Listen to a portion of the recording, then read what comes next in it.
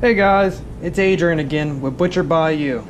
Today I'm going to show you how to break down an entire pig. Now what we're going to do, we were blessed a couple nights ago to be able to kill a wild hog out in the field, big enough to where we could bring it in whole, throw it on the table, and I can take you piece by piece and cut by cut and show you how to break it down and what you could get with it.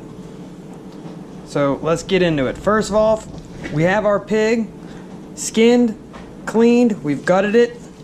Took out all the organs. We've saved some of the organs that we like to eat. We've washed it down once, and then after we're done cutting it up, we're going to actually wash it down a second time and get all the last little bit of this hair and everything off. First off that we'll do is we'll go to his shoulder. We're going to lift the shoulder by picking it up, putting your knife right into the armpit, and then you're just going to slide the knife back on the blade of the leg. As you can see, there's the whole shoulder. Now if we was to cut the tip off and you break it at the joint, you actually have your Boston butt that you would buy in the store. Great for pulled pork. You can also slice it down, do pork steaks or country style ribs. And in the front you got a part of the shoulder that's great for sausage. We'll put that to the side. Actually, we'll put it into our clean lug. Oh, you can see there's still a kidney. I mean a liver, I'm sorry. Still a liver right there. We'll actually keep him too. We're going to flip the pig over to the next side. And again, just try to separate the shoulder. You're going to take your knife, run it right through the armpit, all the way in the back. You can actually feel, if you look right here, you can feel the bone. I'm just going to ride my knife right along that bone. Now you don't want to go all the way up into your tenderloin, so you'll just come up. See, perfect shoulder again. Alright. Now, we'll go to the back leg. We'll go to our hams.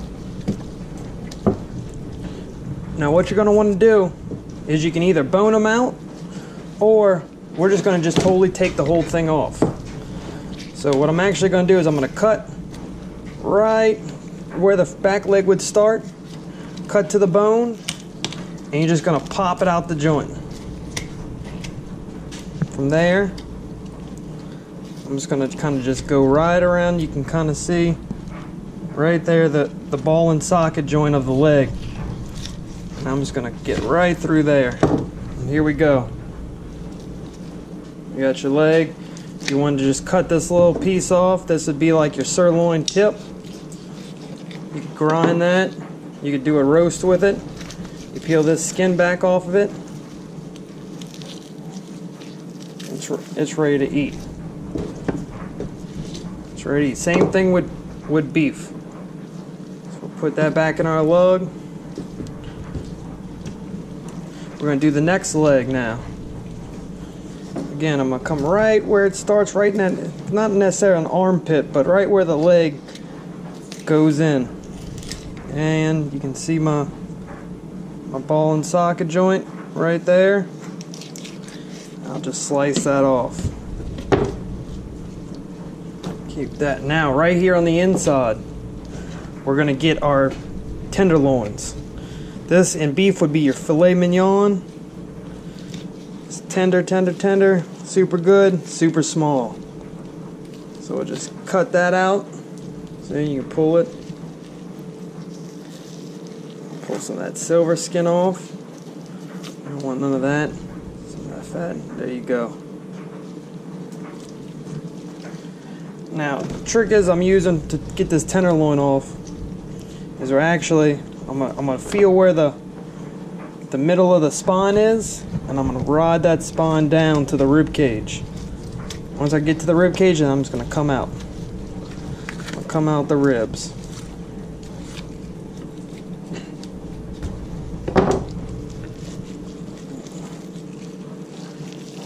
There we go. Pull that off, clean it. Another clean tenderloin. All right, now what we'll do is we're actually gonna stand it up, almost like how we had it originally.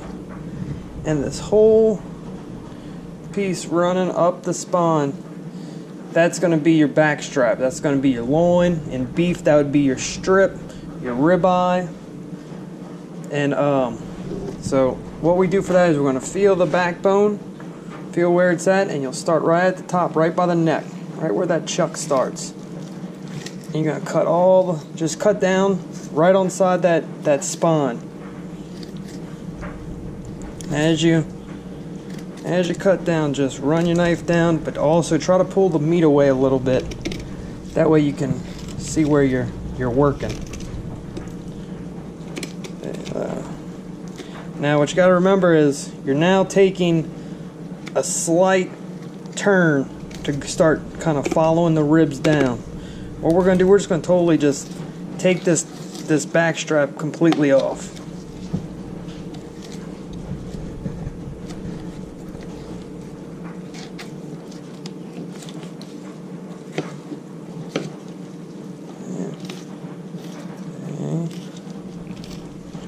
Once you kind of get away from the T part of the spine, it'll be a lot easier. You can bring your knife out, or you can ride it down the ribs and take some off that rib meat off.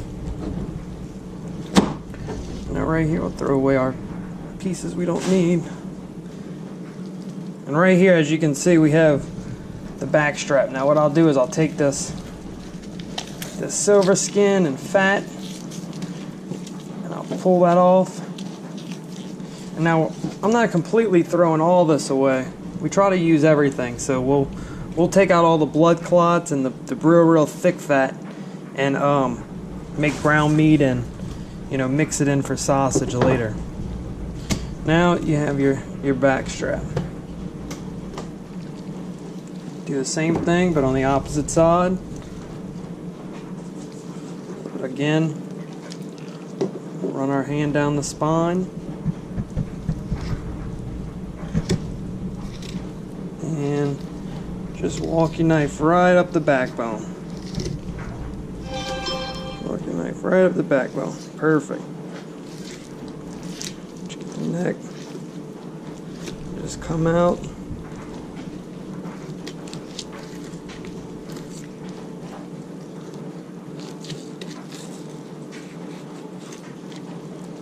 Once you get down to the spine, you're going to kind of take that little turn to ride those ribs.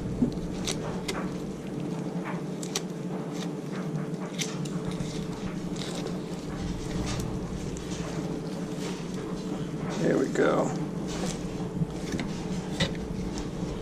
Perfect. Put the bones aside.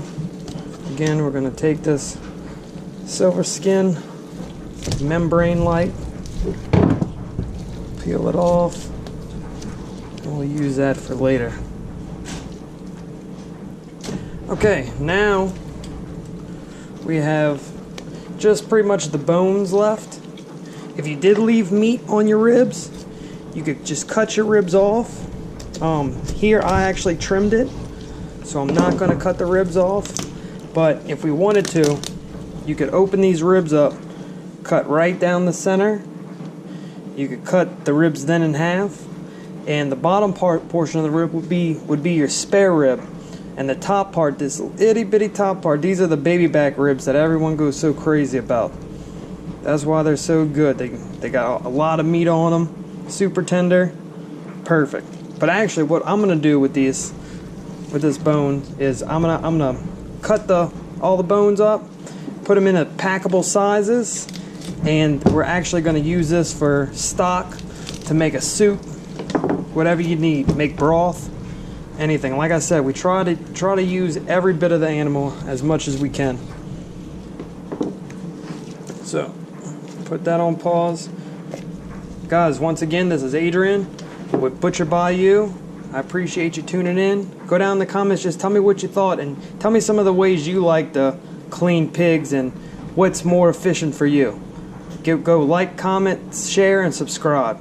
And sorry if I'm a little late posting. My son just started T-ball, so my schedule's kind of a little crazy right now, but I'm gonna get it under control, and we'll start posting some more content. Thanks, guys.